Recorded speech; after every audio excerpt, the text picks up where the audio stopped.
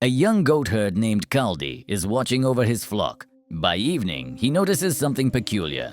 His goats, having gorged themselves on bright red berries from a nearby shrub, refuse to settle for the night. They leap, they butt heads, they dance until well after dark. Curious, Kaldi tries the berries himself and suddenly feels a rush of energy, unlike anything he has known. He brings his discovery to a local monk. The monk, a stern man not given to frivolity, declares the berries a devilish temptation and tosses them straight into the fire. And then, a miracle. From the flames rises that aroma. For the first time in history, someone has roasted coffee beans. The other monks come running, drawn by the scent. They rake the beans from the embers, pour hot water over them, and discover that this strange new drink keeps them wonderfully awake during their long nighttime prayers. My name is Jasper, and today we shall dig up the history of a beverage without which most of us cannot even begin our mornings. The history of coffee. Is the legend of Kaldi true? Most likely, no. It was first written down some 800 years after the supposed events, but the story is far too charming not to tell. And you must admit, a tale of dancing goats is rather more delightful than someone somewhere brewed something. So, pour yourself a cup of coffee, settle into your favorite chair, and allow me to tell you how one small bean made its way around the entire world.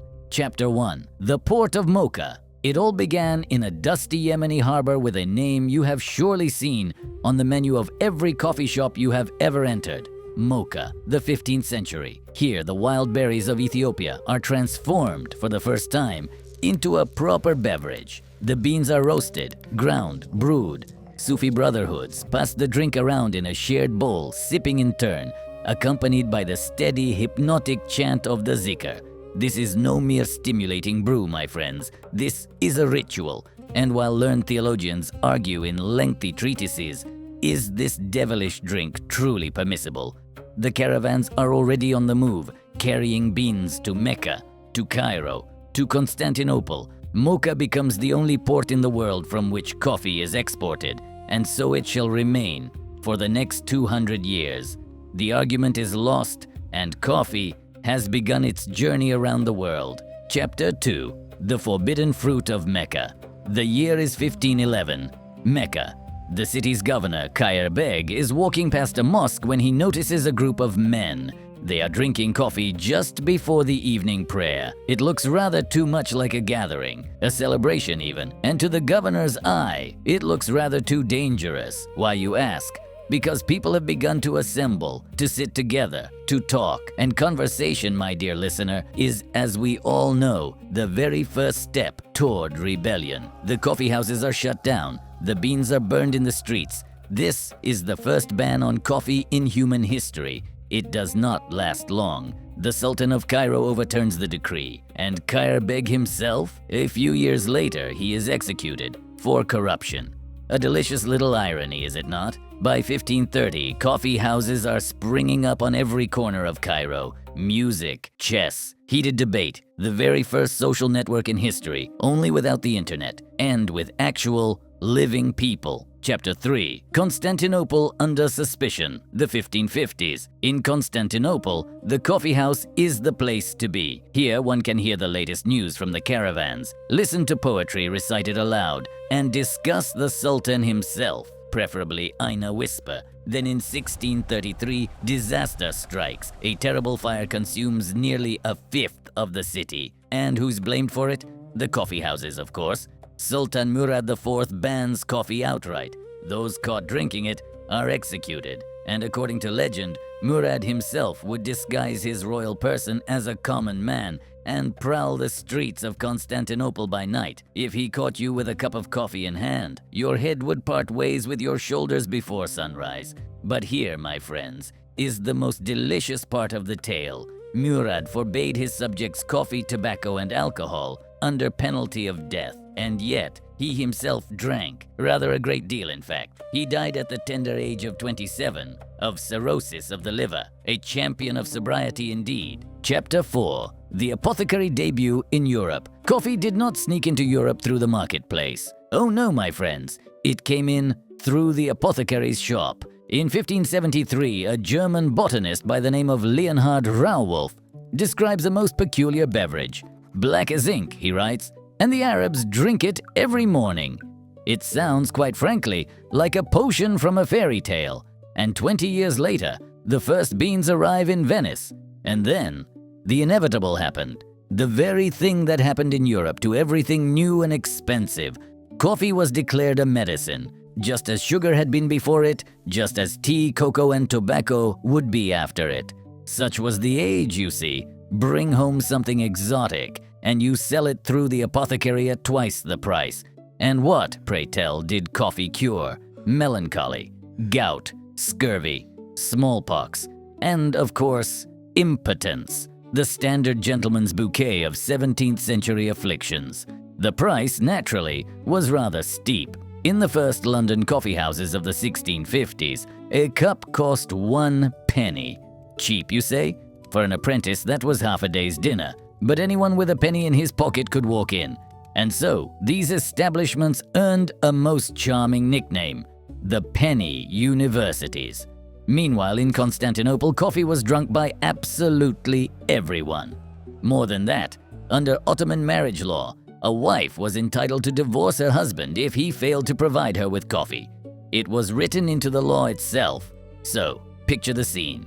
While a Turkish dock worker downs his third cup before the morning shift, a Venetian aristocrat pays the price of a tavern supper for the very same cup, and considers himself, for this privilege, a most progressive man. And then someone had a thoroughly brilliant idea. Why exactly should one wait to fall ill? If this drink makes you feel so wonderfully well, why not simply drink it every day for pleasure? And so, at last, Europe discovered coffee. Chapter 5. Oxford and the Penny Universities, 1650. Oxford. The first English coffeehouse opens its doors. 2 years later, coffee reaches London, and this, dear listener, is where the story becomes truly delightful. Man, who opened London's first coffeehouse, was named Pasqua Rosé, a servant from Smyrna brought to England by a merchant named Daniel Edwards. Now, Edwards had grown so fond of coffee that his home was perpetually swarming with curious guests.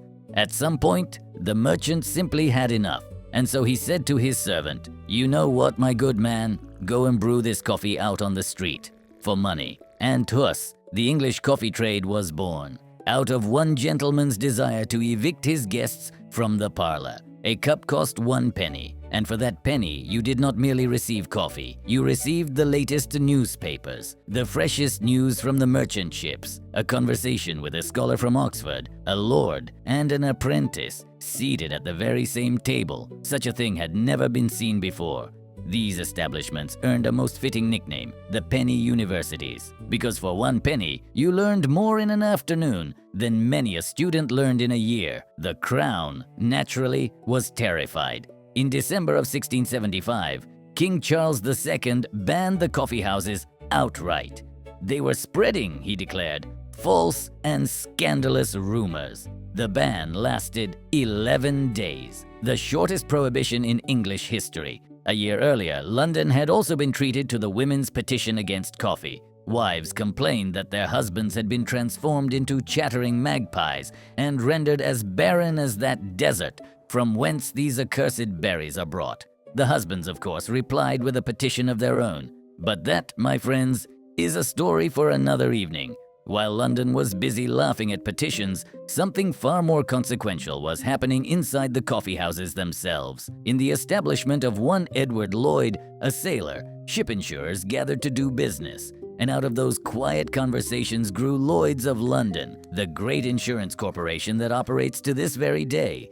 In Jonathan's coffee house, stockbrokers gathered to trade, and so was born the London Stock Exchange. The modern economy, ladies and gentlemen, began over a cup of coffee. Chapter 6. Coffee and Espionage. By the 17th century, Yemen had transformed coffee into a state secret. Every single bean leaving the port of Mocha was scalded with boiling water to render it incapable of germination. Foreigners were forbidden even to approach the plantations. But the history of any secret, my friends, is the history of its theft. The most beautiful tale is naturally a French one, 1723. A naval officer by the name of Gabriel de Clieu set sail for the island of Martinique, carrying a single coffee seedling in a small glass greenhouse upon the deck. According to his own memoirs, pirates attacked the ship, a storm shattered the greenhouse, and during a windless calm, the officer shared his very last ration of fresh water with the little tree. Now historians regard this account with a touch of polite skepticism, but one thing is beyond dispute. De Clieu arrived, and from that single seedling, within half a century, descended millions of coffee trees across the entire Caribbean. Then, in 1727, a Portuguese officer named Francisco de Melo Paleta travels to French Guiana to settle a border dispute. The export of coffee, of course, is strictly forbidden. The Brazilians have been retelling this version of the story for 300 years. Paleta, the dashing officer, charms the wife of the governor himself, and at the farewell banquet, she presents him with a bouquet of flowers. Hidden inside that bouquet are coffee seeds. There are no documents, no proof. But the fact remains, after that journey, coffee appeared in Brazil, and today Brazil produces nearly 1/3 of all the coffee on the planet. The history of coffee, ladies and gentlemen, is a history of thefts, of escapes, and of love affairs. No other berry in all the world has ever traveled with quite such audacity. Chapter 7. The Sniffers in the Service of Prussia. 1781. Upon the throne of Prussia sits Frederick II, known to history as Frederick the Great, a military commander, a philosopher, and a man profoundly irritated by the fact that Prussian gold was flowing out of his kingdom in exchange for coffee. What irritated him even more, however, was that his good Germans had stopped drinking beer from his now famous coffee manifesto. It is disgusting to notice the increase in the quantity of coffee used by my subjects. My people must drink beer. His Majesty was brought up on beer, and so were his ancestors and his officers. Many battles have been fought and won by soldiers nourished on beer, and the king does not believe that coffee-drinking soldiers can be relied upon to endure the hardships of war. Roasting coffee in one's own home was declared a criminal offense, and through the streets of Prussian cities walked the Kaffeeriker, the coffee sniffers. Disabled war veterans granted the honorable duty of sniffing the air outside people's windows. The faintest scent of roasting beans was grounds for a search, and 1/4 of every fine collected went directly into the informer's own pocket. They sniffed, therefore, with tremendous enthusiasm. The word Kaffeeriker remains in the German language to this very day. Only now, it simply means an informer, a snitch. The memory of a people, my friends, is a long and unforgiving thing. Frederick the Great died in 1786, and coffee, at long last, defeated beer. Chapter 8. From Molecule to Instant Sachet. By the 19th century, coffee had already conquered the world. All that remained was to understand what the devil it actually was. Why does it awaken us? Why does the heart pound so? Why, without that morning cup, are we capable of little more than blinking at the ceiling? 1819. The city of Jena in Germany. A young chemist named Friedlieb Ferdinand Runge is demonstrating an experiment to a most distinguished visitor. That visitor is Johann Wolfgang von Goethe. Yes, my friends, that Goethe. The experiment impresses the old poet enormously. He reaches into his coat pocket, produces a small box of coffee beans from Mocha, and hands them to the young chemist with these words: "Young man, investigate these chemically if you would. I am most curious to know what lies inside." A few months later, Runge isolated pure white crystals, bitter as sorrow itself. He named them caffeine. And so, in that moment, wakefulness became a chemical formula. 8 atoms of carbon, 10 of hydrogen, 4 of nitrogen, 2 of oxygen, and you are ready to face Monday morning. Meanwhile, the military had discovered coffee's strategic value. During the American Civil War, Union soldiers received coffee as a mandatory part of their rations. The beans were issued green, unroasted, to be ground with rifle butts, with bayonets, with stones. Eventually, the gunsmiths simply surrendered to the inevitable and produced an experimental Sharps carbine with a coffee grinder built directly into the stock. The American soldier, you see, was willing to carry an extra pound of iron on his back, so long as there was coffee at the end of the march. And I am not jesting, dear listener. These carbines rest, to this very day, in museums. But there was yet another front, a domestic one. 1908, Dresden. Melita Benz, a mother of two, has once again spat out a mouthful of coffee grounds. Quite enough, she decides. She marches into her son's bedroom, tears a sheet of blotting paper from his school notebook, punches holes in the bottom of a brass pot, and runs her coffee through the contraption. Clean, clear, perfect. Within 2 months, she held a patent. The Melita Company exists to this very day, and the humble paper filter in your kitchen, dear listener, is her direct descendant. One thoroughly irritated woman changed the way half the planet drinks its coffee. Coffee did not merely awaken the world. It created the very spaces where men gathered to argue, the exchanges where they gathered to trade, and the rituals that we repeat each and every morning. In your cup, this very moment, lies the sweat of smugglers, the prayers of Sufi mystics, the cunning of Prussian coffee sniffers, the audacity of a French naval officer sharing his water with a single seedling. Bitter, perhaps, but it is the taste of freedom and of progress. I am Jasper Diggs. Do consider subscribing to our little channel. For tomorrow, my friends, we shall dig up something even more extraordinary.